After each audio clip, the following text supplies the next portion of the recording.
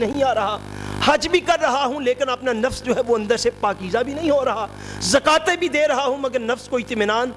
پاکیزگی صفائی حاصل نہیں ہو رہی، سارا کچھ جو کر رہا ہوں تو میری روحانی ترقی آگے کیوں نہیں ہو رہی؟ اب وہ جو ترقی نہیں ہوتی اس کو اب نبی کریم صلی اللہ علیہ وسلم کے دنیا سے پردہ فرمانے کے بعد وحی کا نظام تو ختم ہے، اب اس شخص کو آگاہ کرنے کے لیے خواب کا نظام جو ہے یہ ایک نظام اور سسٹم کی صورت میں دیا گیا۔ اس بندے کو مختلف خواب آتے ہیں اور ان خواب کے اوپر اگر بندے کی درست پہچان ہو اور درست گرفت ہو تو بندے کو کسی سے جا کے پوچھنے کی بھی ضرورت نہیں رہتی، بندہ خود سمجھ جاتا ہے کہ اس خواب کا یہ مفہوم ہوگا، یہ تعبیر ہوگی، فلاں عادت میری ایسی ہے جو میری روحانی ترقی میں سارا کچھ کرنے کے باوجود رکاوٹ بن رہی ہے۔ اب اس عادت کو دور کرنے کی طرف بندہ جو ہے وہ توجہ کرے، اس کے لیے بھی خواب کا نظام جو ہے وہ قدرت کی طرف سے ڈیولپ کیا گیا ہے، قدرت کی طرف سے ڈیولپ کیا گیا ہے۔ اب نفس امارہ جس کے اندر عام لوگ جو ہیں وہ ہم موجود ہوتے ہیں، اس کی پہچان، اس کی علامات اور اس کے خواب جو ہیں یہ میں بیان کر کے تو میں بات کو جو ہے وہ ختم کرنے لگا ہوں، اس کے بعد نماز پڑھ لیتے ہیں۔ اب نفس امارہ جو ہے انسانی نفوس کی حالت میں سب سے لو سٹیٹس کا یہ نفس ہوتا ہے۔ اب اس کی علامات کیا ہیں؟ جو شخص نفس امارہ پر موجود ہو وہ شخص جو ہے اس کی علامات میں سے یہ ہے کہ نفس امارہ والا شخص جو ہے وہ کنجوس ہوتا ہے، وہ بخیل اور کنجوس ہوتا ہے، طمع کرنے والا اور لالچی ہوتا ہے، غرور کرنے والا اور تکبر کرنے والا ہوتا ہے۔ یعنی طمع، لالچ، غرور، تکبر، کنجوسی اور غصہ، بلا وجہ کا غصہ، یہ نفس امارہ کی نشانی ہے۔ بغض، کینہ، حسد، یہ جو ہے یہ سارا نفس امارہ کی علامات میں سے ہیں۔ یہ اخلاقی رذائل بندے کے دور ہوں تو روحانی ترقی پاسبل ہے۔ یہ اخلاقی رذائل اگر دور نہ ہوں تو روحانی ترقی جو ہے وہ پاسبل نہیں ہوتی بندے کی۔ اگر یہ عادات طبع انسانی کے اندر موجود ہوں تو ان کا دور کیا جانا یہی دین کا تقاضا ہے۔ یہ علامات آپ یاد رکھ لیں اور ان کو نوٹ کر لیں کہ جہاں بخل ہو، کنجوسی ہو یعنی یا کہ کسی چیز کا بہت زیادہ طمع اور لالچ ہو، غیظ و غضب اور غصہ ہو،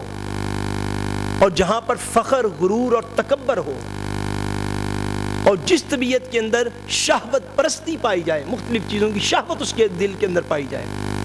حسد، بغض اور کینہ پایا جائے، یہ وہ چیزیں ہیں جو کہ اس بات کی علامت ہیں کہ اس شخص کا نفس جو ہے یہ نفس امارہ پر ہے، جس کو قرآن مجید میں اللہ کریم نے فرمایا ان النفس لامارۃ بالسوء، فرمایا بے شک نفس جو ہے یہ یقیناً بڑی ہی شدت کے ساتھ برائی کا حکم دینے والا ہے، بڑی شدت کے ساتھ برائی کا حکم دینے والا ہے۔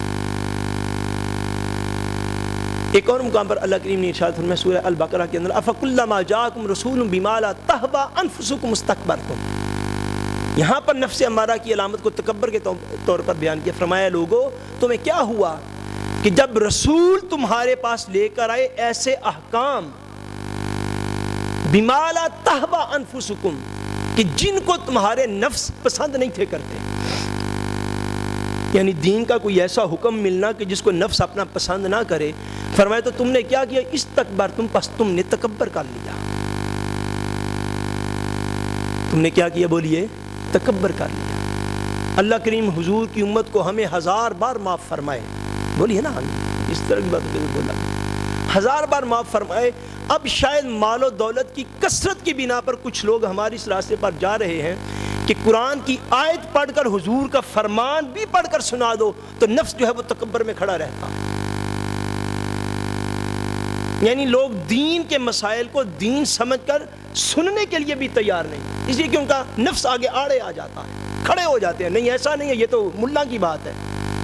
یہ تو مولوی صاحب کی بات ہے، کسی بھی عالم کی بات، کوئی بات اپنی نہیں یاد رکھ لیں، اگر وہ درست طور پر دین کا پیغام پہنچانے والا ہے تو اس کی بات کوئی بھی اپنی نہیں، اس کی ہر بات اللہ اور اس کے رسول کی بات ہے۔ اگر کوئی مسفسٹور ہو جائے اپنی کم علمی کی بنا پر، یہ ایک الگ معاملہ ہوتا ہے، لیکن جب دین کی بات کوئی پہنچے تو اس کے اوپر تکبر کرنا، انکار کر دینا، یہ نفس امارہ کی بدترین قسم ہوتی ہے۔ یعنی فخر، غرور، تکبر یہ نفس امارہ کی اقسام میں سے ہے۔ اب جو شخص نفس امارہ میں موجود ہوتا ہے، اس کو جو مختلف خواب آتے ہیں، ان خوابوں میں سے وہ بندہ جو ہے وہ کثرت کے ساتھ جو چیز دیکھتا ہے وہ یہ ہے کہ اگر کوئی بندہ خواب کے اندر، کوئی شخص اگر ہاتھی دیکھے، ہاتھی، کون سی چیز؟ کوئی بندہ ہاتھی دیکھے، کوئی بندہ خواب میں اگر خنزیر دیکھے، کوئی شخص خواب کے اندر اگر کتا دیکھے، کوئی شخص خواب کے اندر اگر سانپ دیکھے، کوئی شخص خواب کے اندر اگر چڑیا یا جوں وغیرہ دیکھے، یا اگر کوئی شخص خواب کے اندر شراب کو دیکھے، یا شراب کو پیے، یا شراب کو چکھے، یا کوئی شخص خواب کے اندر جو ہے وہ گندا پانی دیکھے، یا کوئی شخص خواب کے اندر بیت الخلاء، واش روم دیکھے، یا کوئی شخص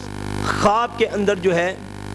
وہ تالاب میں ٹھہرا ہوا پانی دیکھے مگر گندا دیکھے، یا بندہ خواب کے اندر چلتا ہوا پانی دیکھے اور وہ مٹیالے رنگ کا یا سیاہ رنگ کا دیکھے، یہ سارے خواب جس شخص کو یاد رکھ لیجئے گا کثرت کے ساتھ آتے ہوں، زیادہ آتے ہوں، اس شخص کا نفس جو ہے یہ نفس امارہ پر ہے، اس شخص کا نفس جو ہے یہ نفس امارہ پر ہے، یہ خودکار نظام ہے، اس کو مطلع کیا جا رہا ہے بار بار، کبھی مہینے بعد خواب دکھا کے، کبھی 15 دنوں بعد، کبھی 2 مہینے بعد، کہ تمہارے نفس کے اندر کئی خرابیاں ہیں، ان کو دور کرو، اللہ تبارک و تعالیٰ نے ابھی تمہاری موت کا وقت نہیں لایا، ابھی تمہارے پاس وقت موجود ہے، اپنی اصلاح کر لو، ابھی بھی وقت ہے۔ یہ وہ خودکار نظام ہے۔ مثلا تعبیر جو ہے وہ بھی میں عرض کر دیتا ہوں، اگر کوئی شخص خواب میں خنزیر کو دیکھے تو اس کی تعبیر یہ ہے کہ وہ شخص کسی حرام کی طرف جو ہے وہ چلا ہوا ہے، وہ کسی بھی قسم کا حرام ہو سکتا ہے۔ اگر کوئی شخص خواب میں کتا دیکھے، یعنی دیگر تعبیرات بھی اپنی اپنی جگہ پر ہوں گی، مگر میں نفسانی حالت کے اعتبار سے صرف تعبیر عرض کر رہا ہوں۔ اگر کوئی شخص خواب میں کتا دیکھے تو اس کا مفہوم اور تعبیر یہ ہے کہ اس شخص کی طبیعت میں غصہ اور غیظ و غضب بہت زیادہ ہے،